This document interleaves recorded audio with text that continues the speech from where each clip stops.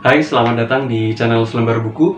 Jadi di video kali ini kita akan mereview dua buku sekaligus lanjutan dari buku seri sebelumnya, yaitu buku Prediksi Akhir Zaman. Buat teman-teman yang belum nonton review buku Prediksi Akhir Zaman, bisa cek nanti videonya di video di atas ini. Nanti bisa ikut langsung lanjutan nonton review dua buku lanjutannya sekaligus. Jadi sebagaimana teman-teman udah lihat di thumbnail dan judul, kita akan review buku yang pertama, seri kedua itu turunnya Nabi Isa di akhir zaman, dan seri ketiganya adalah buku Dajjal Fitnah Besar Akhir Zaman. Kita akan mulai dari buku yang ini dulu. Jadi ini buku seri kedua dengan tebal halaman sekitar 40, cukup tipis buku ini. Bukunya bisa sekali baca teman-teman. Kemudian buku ini menjelaskan tentang info-info basic, penting, fakta penting, banyak sekali yang mungkin bahkan belum kita tahu tentang Nabi Isa.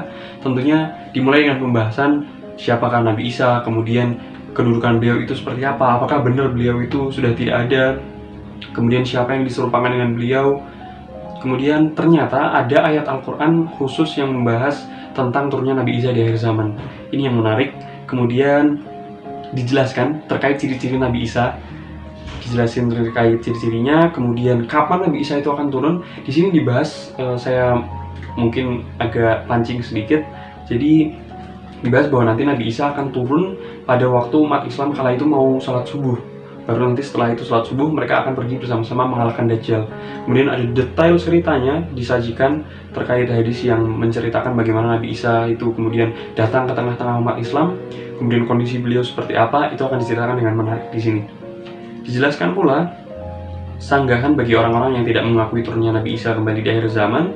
Kemudian ada yang menarik, di mana Nabi Isa akan turun.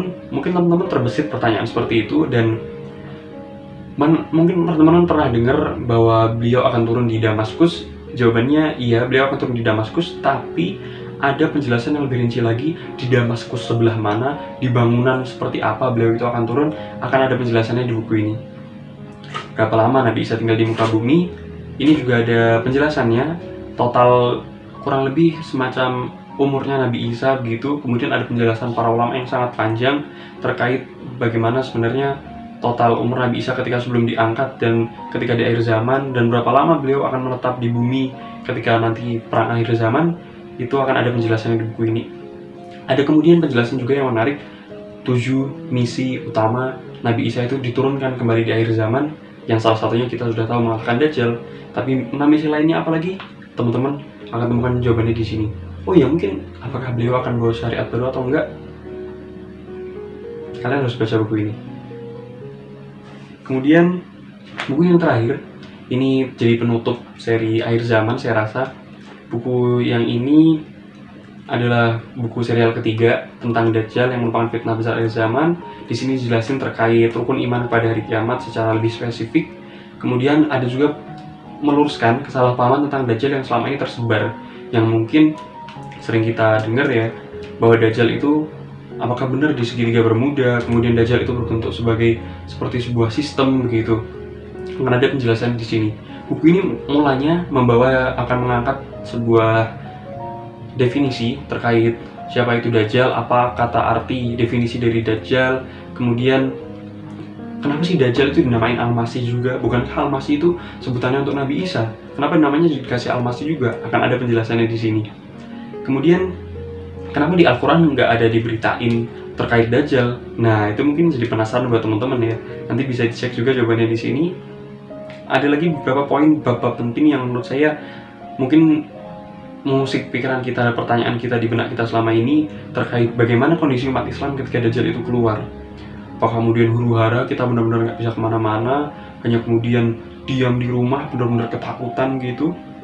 Kemudian dijelaskan pula sifat-sifat Dajjal. Apakah benar nggak sih matanya Dajjal itu 3 atau sebenarnya cuma 1 begitu di tengah? Atau sebenarnya kayak gimana sih kondisi fisiknya Dajjal? Dan penjelasannya juga di sini.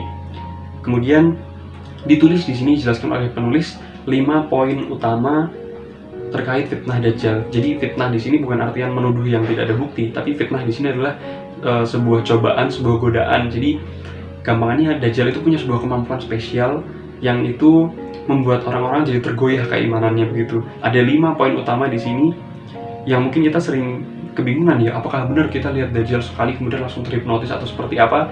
Nanti teman-teman akan temukan penjelasannya 5 kemampuan Dajjal apa saja kelak di akhir zaman. Kemudian yang menarik, ada tempat keluarnya Dajjal. Dajjal keluar di mana?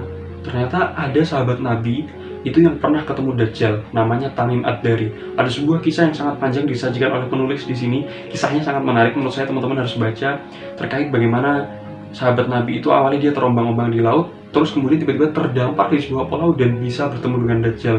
Dan persis ciri-cirinya itu seperti apa yang diceritakan oleh Nabi SAW. Kemudian akan dijelaskan juga terkait tempat-tempat mana aja yang nggak dimasukkan Dajjal. Ternyata nggak cuma Mekah dan Madinah, ada tempat-tempat lain yang tidak akan dimasukkan Dajjal. Kemudian mungkin kita bertanya-tanya, berapa lama Dajjal akan ada di muka bumi? Di sini akan dijelaskan bahwa Dajjal akan ada di muka bumi itu selama 40 hari. Satu harinya nanti ada yang seperti 1 tahun, ada yang seperti 1 bulan, ada yang seperti 1 minggu, dan mungkin akan menimbulkan pertanyaan di kita, seandainya masa itu benar-benar terjadi dan kita ada hidup di zaman itu, kemudian caranya sholat gimana? Dan segala macamnya akan ada penjelasannya di buku ini. Kemudian kurang lebih ada sekitar 5 atau mungkin 7 ya kalau tidak salah, dijelaskan siapa saja yang jadi pengikutnya Dajjal. Akan ada berbagai golongan, termasuk di sini ada yang khusus spesifik yaitu Yahudi Asbahan. Totalnya berapapun disebutkan, bahkan di buku ini pengikutnya Dajjal itu totalnya akan ada berapa dan golongan mana saja akan termasuk. Nah teman-teman nanti bisa simak penjelasannya lebih lengkap di buku ini.